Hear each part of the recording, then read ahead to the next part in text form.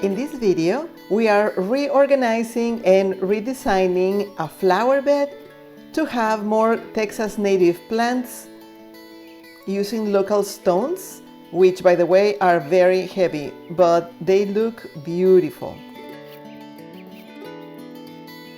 Hello planty friends, this is Martha with the Living Backyard.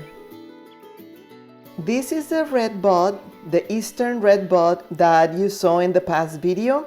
We had been growing it for a year, and the idea was to have a larger flower bed. So we put some of the cardboard to stop the weeds and some plants that are native to this area, so they will survive the heat and the cold. Some of the names are already in the screen, and you can see this beauty berry, which is dormant in the winter, but is going to come back sometime in the spring. This one is not necessarily deer resistant, but we're just testing. More Texas native plants. The variegated flax lily is deer resistant, and so far it's been just looking great. It doesn't have any flowers, but the leaves are there. This is an empty woodpecker's nest that fell from a tree, and I thought it was so cute with the super round hole for the bird to come and feed the babies, so I picked it up. There is a video where we are cleaning the tree when it fell off.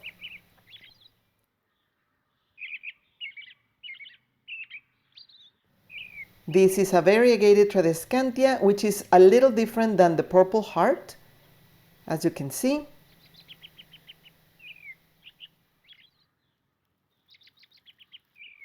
The red lantana. So far I have seen that the red lantana doesn't like much extreme heat, but it comes back, so I'm pretty happy to have it in this flower bed.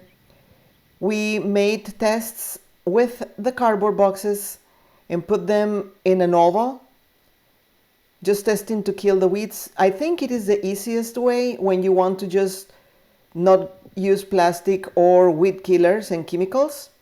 So we just were moving around the cardboard and locating the plants in different places, just designing where this would look better than that. I also included this Regina purple iris, which has been living in our porch for a while, but needs more sunlight. Oh my gosh. Yeah, that was a very huge, scary spider. But anyway, some of the plants are towards the back of the flower bed where they get more afternoon shadow, afternoon shade, so they don't get burnt in the sunlight, in the heat. And this is my husband moving the stones that we brought for going around the edges, to put around the edges of the oval. We ended up moving all the cardboard after we saw and see it work. It was much less weeds.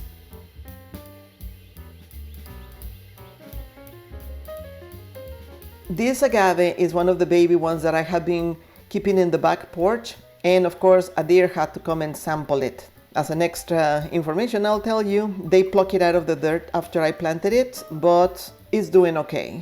It was a scary thing.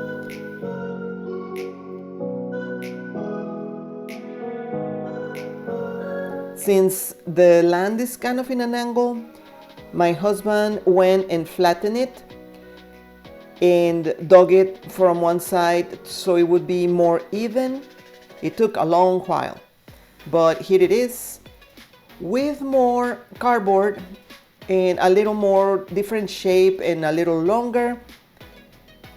We have the plants on different spots than from the beginning.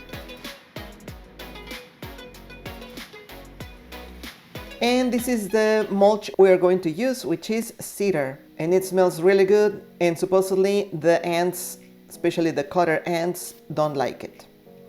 Instead of making the holes and leaving the cardboard around, we decided to poke holes through the cardboard, thinking that it would be less of a hole around for weeds to come up from. And if you know any of these plants or have a favorite one, please let me know in the comments.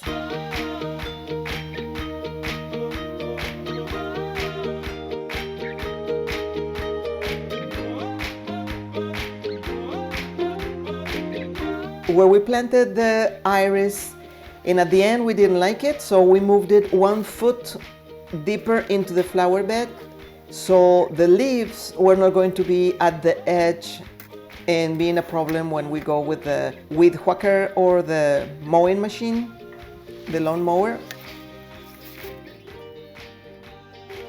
And here it is, it has more space on the other side, so it's kind of a little more towards the inside of the flower bed.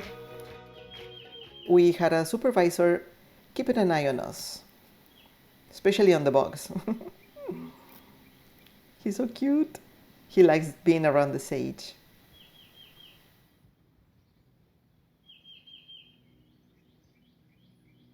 And here we were digging around, and by we I mean my husband. He made the indentations to put every rock as even as possible. And we like that it has more like a sort of a rectangle, but still within the natural shape. So it was like putting a puzzle together. This is when we were halfway done. Bunch of stones still to put, a little more cardboard around the edges.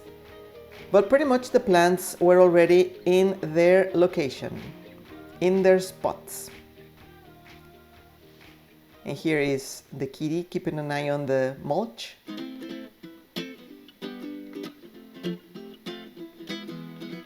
Enjoying the good weather and the sunlight. Here is as it is for the moment. The mulch looks wonderful. We're going to still include some more plants with color, mostly flowers that might be annuals, but they have different spaces so they can finish growing. I have a little concrete angel that I got in one of our antiquings, and also a fountain which is very old, and I think it looks just great.